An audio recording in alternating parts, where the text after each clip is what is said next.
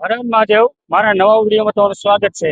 કે આજે છે ગુરુ પૂનમ, એટલે આપણે મસ્તરામ બાપુ એ ભાવનગરની અંદર મસ્તરામ બાપુ આવ્યા છે. ત્યાં આપણે પગે લાગવા આવ્યા છે. હેડ ની બાજુમાં છે. હેડ થી થોડા આગળ આવો ને એટલે તરત મસ્તરામ બાપુ નું મંદિર આવે છે. ત્યાં આપણે પગે લાગવા આવ્યા છે. વિડીયોમાં બને રહેજો. હર હર મહાદેવ. આજે ગુરુ પૂનમ છે, એની હિસાબે ટ્રાફિક રોડ ઉપર બહુ છે. કેમ કે આજ ગુરુ પૂનમ ના હિસાબે જ્યાં હોય ને મેળા હોય ને એટલે ટ્રાફિક તમને જોવા મળે બહુ. એટલે ગાડી જોઈને આંકી થોડીક. અને મસ્તરામ બાપુ તમે આવો તો જો તમારે અહીંયા હાર ફૂલ ને એવું કઈ લેવું હોય, શ્રીફળ અગરબત્તી બધું તમને મળશે. અહીંયા પ્રસાદી પણ દેવામાં આવે છે. જો તમે સુંદરી છે, તમારે જે લેવું હોય પ્રસાદી તમને જોવા મળશે. રમકડા પણ તમને અહીંયા મળશે. આ જે છે એ મસ્તરામ બાપુ નું મંદિર છે, તમે જોઈ શકો છો. આપણે ચલો આપણે અંદર દર્શન કરવા જવાના છે, પણ થોડું ટ્રાફિક છે. વાંધો નહીં, દર્શન થઈ જશે ધીમે ધીમે. અહીંયા તમારે કઈ દાન દેવું હોય તો પોસ્ટ તમને આપે છે આ લોકો.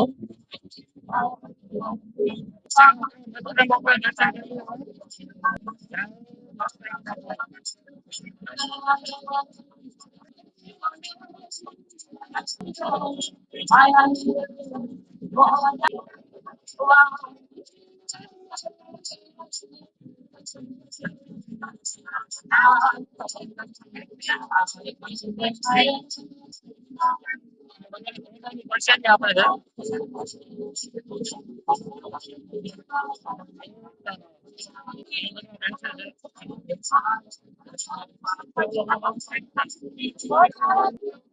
ચા પાણી પણ આપે છે. પ્રસાદીમાં વધારે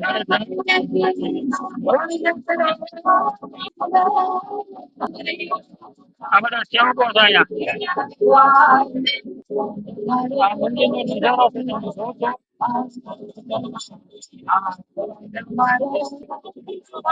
થોડોક ટ્રાફિક છે પણ દર્શન થઈ જાય છે નિરાંતે.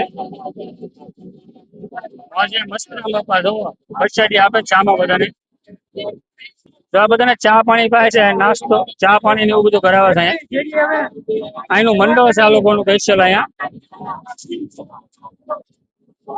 ચા ઢાળે છે. સેવકો છે અહીંયા, બધા સેવા બધા સેવા આપે છે. જેનો કાર્ડ હોય છે, કાર્ડ છે અહીંયા. જો આવી રીતે પ્રસાદીમાં શીરો આપે છે અહીંયા. આ મસ્તરામ બાપુ તમે દર્શન કરવા આવો તો અહીંયા જો મેળામાં તમારે બાળકો માટે રમવાની પણ સુવિધા છે અહીંયા. જ્યાં રીતે રમકડા મળે, છોકરા માટે રમકડા લેવા હોય તો. કેમ કે મેળો બહુ મોટો થાય છે. આવી દડી ને એવું પણ મળે અહીંયા. કટલેરી લેવી હોય તો જ મળશે. આવી રીતે છોકરા માટે રમકડા પણ મળશે. જ્યારે આપણે મસ્તરામ બાપુ ના દર્શન કરવા આવી ઉપર તમારે પ્રસાદી લેવું હોય તો એની સામે તે હાવ મંદિરની સામે જ પ્રસાદી આયોજક કરેલ છે. તો ચલો આપણે પ્રસાદીમાં હું છે આપણે જોવા જઈએ છીએ. વિડીયો તમે બનાવી દેજો. પેલા આવો ને એટલે તરત ગેટ ની બાજુ પર તો તમને થાળી અને વાટકું આપવામાં આવે છે. આવી રીતે લાઈનમાં રહે છે બધા. લાડવા, રોટલી, ખમણ, દાળ ભાત શાક દેવામાં આવે છે પ્રસાદી. આવી રીતે બધા લાઈનમાં બેસાડીને જમાડે છે અહીંયા. સથુણું પાથર્યું હોય તમે જોવો. આવી રીતે આમ જમે છે. ઉભા ઉભા જમે, બેઠા બેઠા જમે છે. આવી રીતે જમે છે બધા બેસાડીને.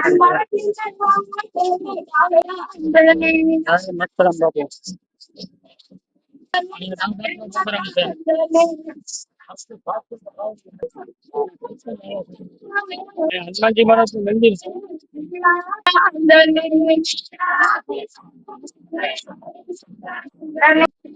કેવા મોટા મોટા તપેલા છે જો. તપેલા ભરી ભરી મળે હોય તો ખાલી કરી નાખ્યું. કેમ કે દર પૂનમ જે 20 થી 25,000 માણસનું રસોડું થાય છે અહીંયા મસ્તરામ બાપુ એ. આવી રીતે બધા પ્રસાદી લે છે. બાપુ બેઠા છે અહીંયા. બેસવાની પણ સુવિધા છે અહીંયા.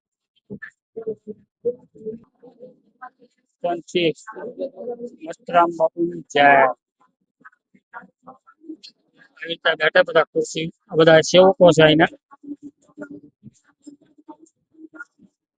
અહીંયા મસ્તરામ બાપુની કાર્યાલય છે, ઓફિસ છે અહીંયા.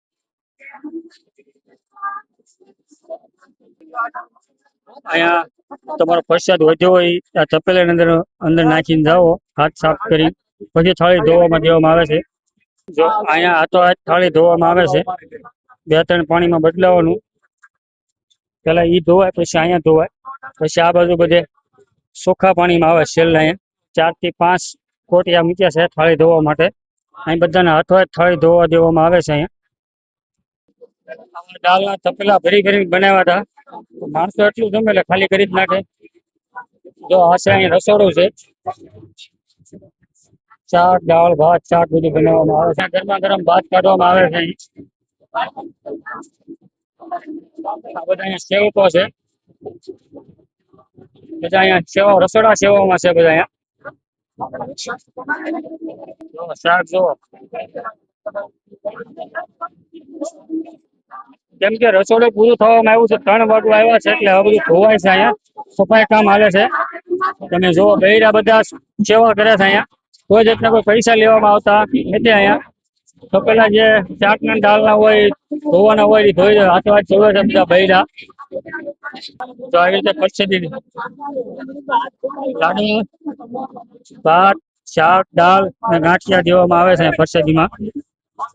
આવ્યા છે 3 વાગવા આવ્યા છે તો લાઈન છે હજી મોટી પરસેદી માટે. તમે જુઓ થોડી મોટી લાઈન છે, હજી બધા આવતા જ જાય છે જમવા માટે.